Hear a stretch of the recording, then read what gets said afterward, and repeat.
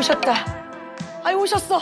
안녕하세요. 너튜브에서 67만의 그녀 풍자라고 합니다. 반갑습니다. 안녕하세요. 보통 많이 자면은 한 4시간 정도? 평균 한 2시간? 근데 정말 짧게 잘 때는 저는 10분도 자본 적 있어요. 10분 자고 일어났는데 이제 잤으니까 가자. 그러고도 또 일을 한 적도 있고. 그러니까 이 자는 시간이 너무 아까워요. 피곤하지 않으세요?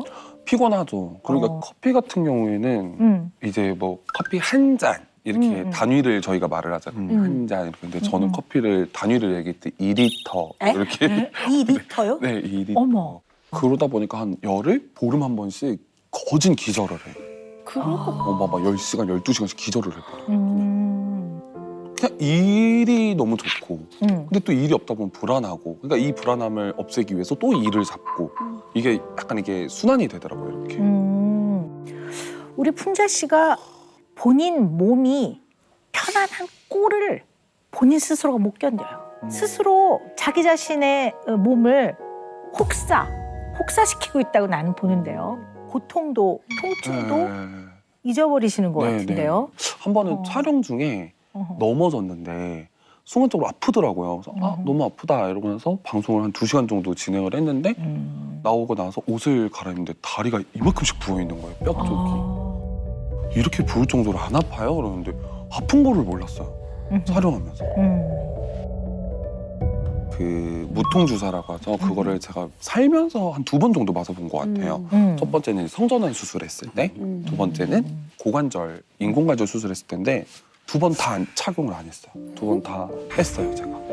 제 정신이 아닌 상태로 뭔가 이렇게 해롱해롱 한다는 게 좀 싫었어요. 안 아플 것 같았고, 그냥 제 생각에 안 아플 죽을 것 만큼 같았고. 아프다고 얘기해 주셨을 텐데, 그죠? 근데 죽지는 않겠구나라는 생각이 들었었어요. 그래서 좀 핸드폰을 계속 손에 쥐고 일에 대한 답장을 제가 다 보내고. 혹시 뭐 이렇게 손톱 살을 뜯는다든가 목이나 이런 거에 이제 이렇게 물리고 나면 딱지 앉잖아요. 네. 그런 딱지를 떼는다든가 아니면 자해를 좀 한다든가 혹시 그런 거 있으세요?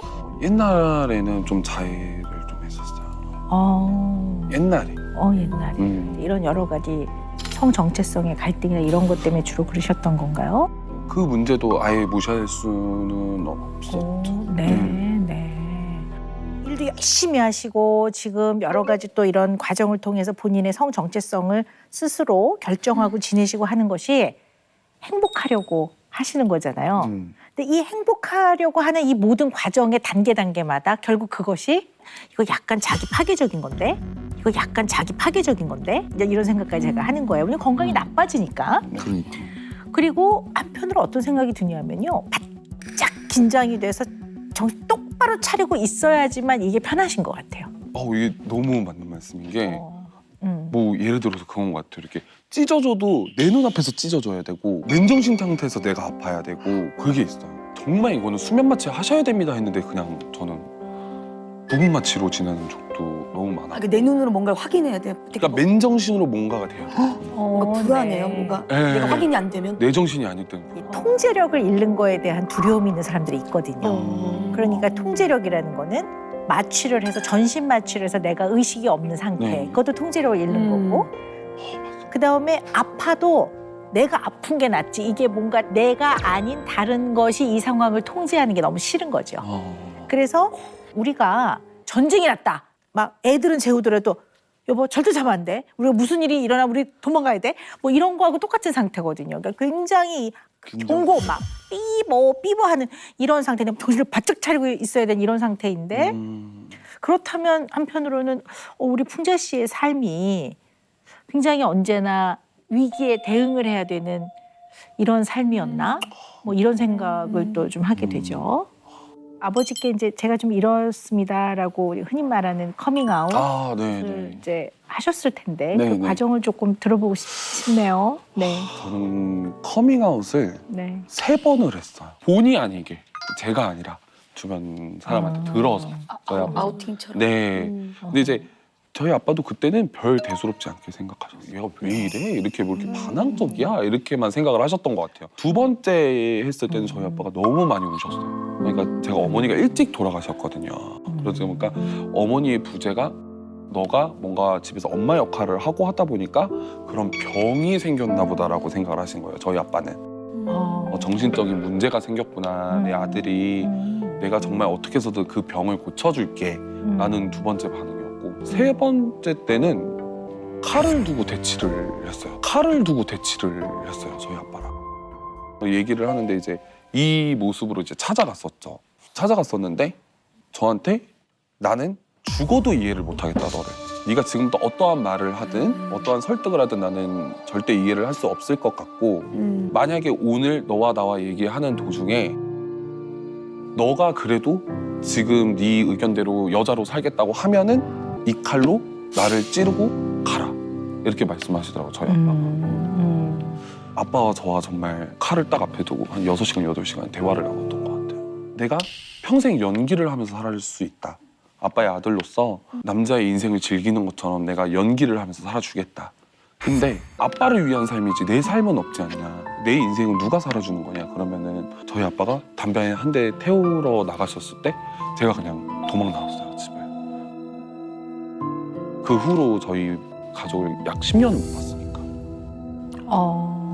그러셨군요. 이제 뭐 수술이나 뭐 여성적으로는 모든 게 마친 상태인데 주민번호는 아직 바꾸지는 않았어요.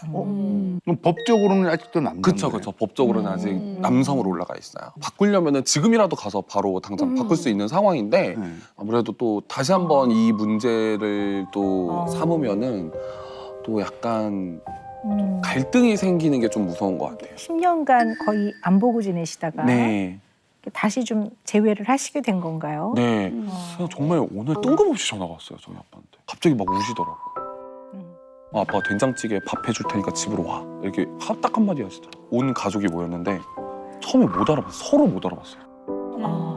저도 너무 10년이라는 많이 세월이. 변했고 저희 아빠도 너무 나이가 드셨고 저희 이제 막내 동생 같은 경우에는 초등학생 저학년일 때 그랬는데 벌써 저보다 키가 훨씬 커요. 성인이 됐네.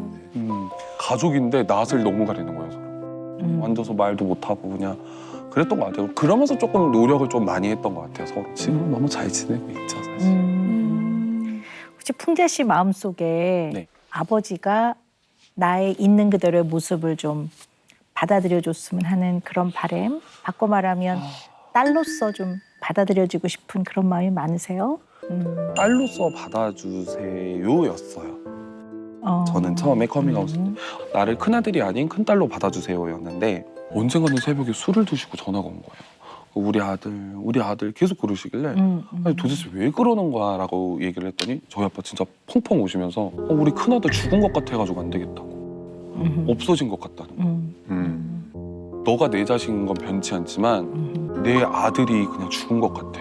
그래서 이걸 못 받아들이겠다고. 성인이고 또 본인의 삶을 본인이 결정할 수 있죠. 그러나 아마 아버지는 그걸 이렇게 딸로서 받아들이긴 참 어려우실 것 같아요. 딸로 받아들이지 않더라도 연락 오면 전화 받고 서로 통화하고 만나고 식사 같이 하는 것 자체가 그냥 내가 너를 내 자식으로서 사랑한다. 그냥 그 표현이라고 생각하시면 될 것 같아요. 네. 섭섭하거나 그런 마음은 없으셨어요? 아버님한테 좀 원망스러운 마음이나 그런 거는 없으셨나요? 없었어요. 왜냐면은 저희 아빠도 이제 지방에서 일을 하고 계셨지만 뭐 6개월에 한 번 또는 뭐 8개월에 한 번, 1년 만에 한 번 보는 이유를 저는 너무 잘 알고 있었어가지고 혼남매끼리서 얼마나 꼬질꼬질하고 깨지하고 애들 못 먹어가지고 볼 때마다 말라 있고 그러니까 아빠도 보기가 힘든 거예요.